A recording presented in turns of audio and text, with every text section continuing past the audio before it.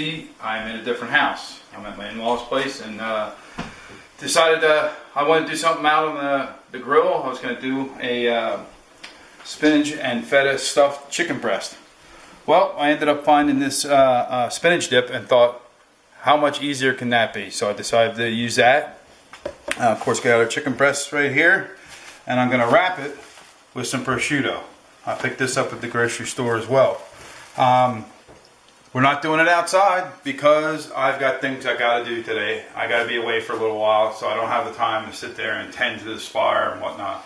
So my lovely wife and my lovely mother-in-law, when they think it's appropriate to put the chicken in, they're going to put it into the oven. I imagine they're probably going to run it at 350, and I would imagine it is not going to take very long for this chicken to cook, maybe an hour and 15 minutes.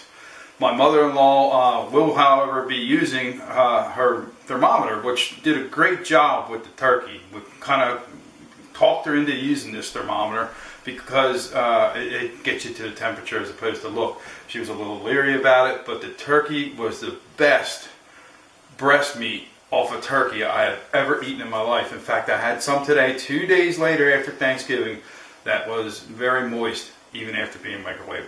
So we're going to get things prepped up here. We're going to wash off the chicken breast, bring you back when I'm creating a pocket for our dip, and we'll show you what we're doing. Stick around.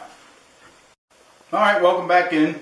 We got, I guess it's 4 chicken breasts over here, and what I've been doing before we brought you back was just taking some of this excess fat off.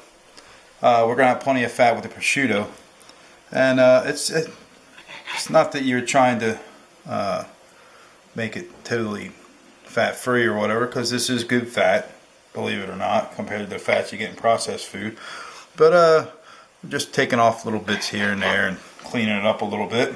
And the next step, like I talked about, is for us to get off of my finger, is to give it a rinse.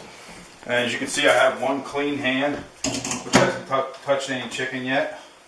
And we're going to use the one that has to rinse it off, just in case there's any kind of bone fragments or something in there. There shouldn't be for this, but when they're cutting it off the bone, you never know. They're pretty skilled, but any kind of slime that might be on there. And then from there, we're going to take it and put it on our paper towel here. Dry off. We're going to pat it dry with some more paper towels, and we'll bring it back when we're creating a pocket for this. I want to say that I've seen numerous videos doing this. One of them I watched was Smoky Goodness. I'm not so sure if he did the spinach dip or even the feta and the feta cheese and the spinach, but I want to say he did, and I know we wrapped it with bacon. I decided to go with prosciutto. So we're going to dry these off and bring you back, show you how we're pocketing it out, much like Smoky Goodness and others have done. Thanks. Okay, I've got all 4 of these breasts pocketed right now, and I went actually pretty well. I didn't think it was going to go that easy. All I did was stick my knife down in and then run along here and then turn around and come this way and try to run along the edge to get as big as I can. Now we have one here that has a hole in it. Right down in there, I think I felt it, or else it's that one. Whatever, stuff happens. So really all this is I'm running down the side of the chicken here and just staying away a little bit, kind of feeling for where my knife is, and I'm thinking it's right about there. So now I'm just coming across as level as I can so I don't go through the bottom, and bringing it over to the other side, and then I'm going to, with the curvature here, I'm going to go wrap around like that, and it creates a pretty big cavity in there. So we dip some of this spinach dip into a bowl so we don't cross-contaminate, and now we're going to just attempt to fill them up. So this is still my contaminated hand.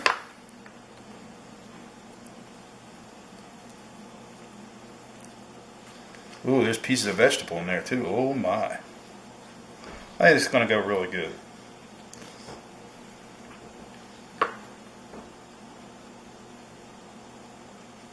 And that's pretty much all we're doing. We'll try to clean them up a little bit and this and that, but this could be pretty good. And then we'll continue on Got a funny feeling this stuff's going to drip out though. Oh, maybe not so bad there. Alright, so I'm going to finish these up and then we'll wrap them with the prosciutto. See you then. Alright, so I have them all loaded up with the spinach dip except for one. And they are a real big mess. But I think what I'm going to do once I get this last one loaded up is just rub it all around them and then put the prosciutto around that. Alright, so it is not easy. It seems like, of course, there's air pockets down in there and you got to kind of hold it up like you're holding a trout or something like that. And then take your spoon and kind of mush it down. I think I would have done better with cheese. But we're here, we're doing it. You kind of haul it out and hope that it drips down in there. Take the back of the spoon and shove it in. And, I'm not using that whole thing of dip. I'm glad I put dip in a separate bowl so that we can use that for whatever, chips, pretzels, blah, blah, blah. So that's kind of how I'm doing it there. And again, it gets all over the place. And I think I'm alright with that because we're going to put some, now because of this, we're going to put some herbs on the outside of the chicken. So once I get these all coated and whatnot, then we're going to do the prosciutto, and we'll bring it back then. So stick around. Alright, welcome back. We got 4 out of the 5 breasts wrapped, and we got plenty of prosciutto left, as you can see, for this last one. The last one's relatively small compared to some of them. So we might go back and finish off, like we have one right here that I could probably use a little bit on the end, but I didn't want to go too far, and next thing you know, I don't have enough. Yes. Again, just like I said before, it is a total mess. But what I'm doing is laying this down like a so, leaving anything that's on it, and then I'll grab myself a slice of prosciutto. Come on, get it off there. These little plastic things are good in a way, but in another way they're a pain in the butt. Now I'm going to start at the top, of course. Well, actually, you could probably start by the bottom. I don't know. There you go. And then we'll grab another one.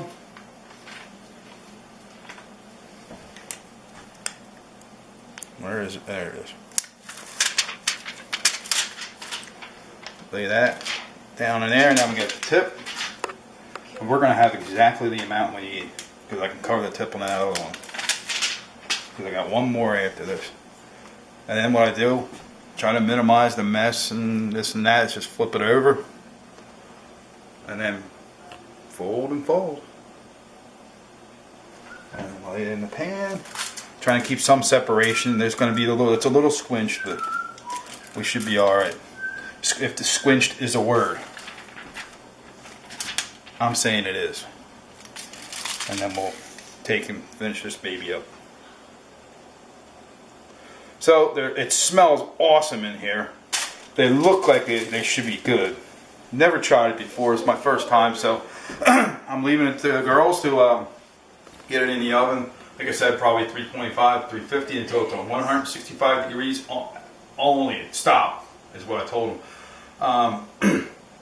I prefer to go to 160 and either let it in there and let it rest, or to take it out and put aluminum foil over it, let it rest, and it'll go right back up. So we'll see when we do the taste testing. Stick around. Hi. The chicken is in the oven right now with the prosciutto wrapped around it and the spinach dip.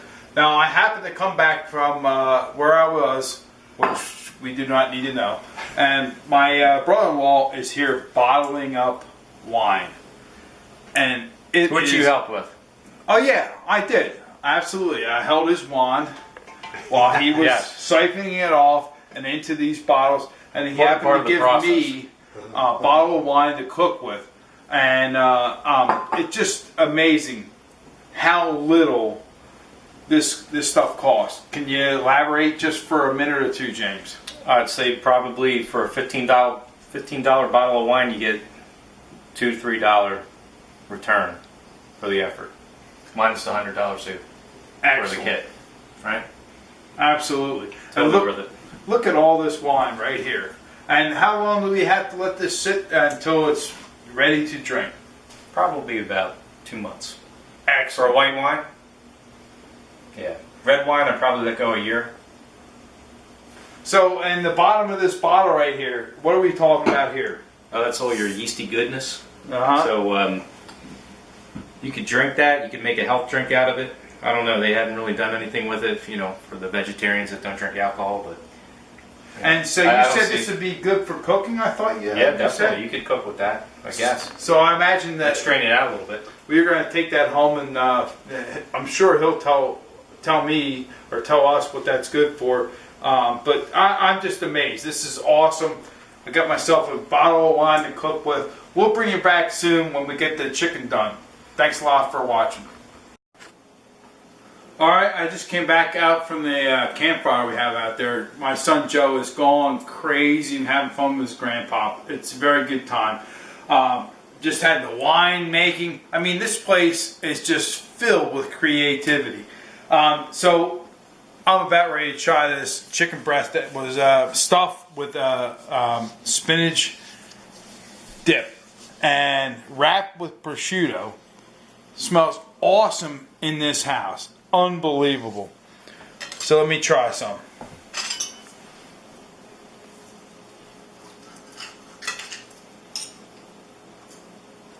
Just looks perfect. 165 degrees and we stopped it. Very juicy. Hold.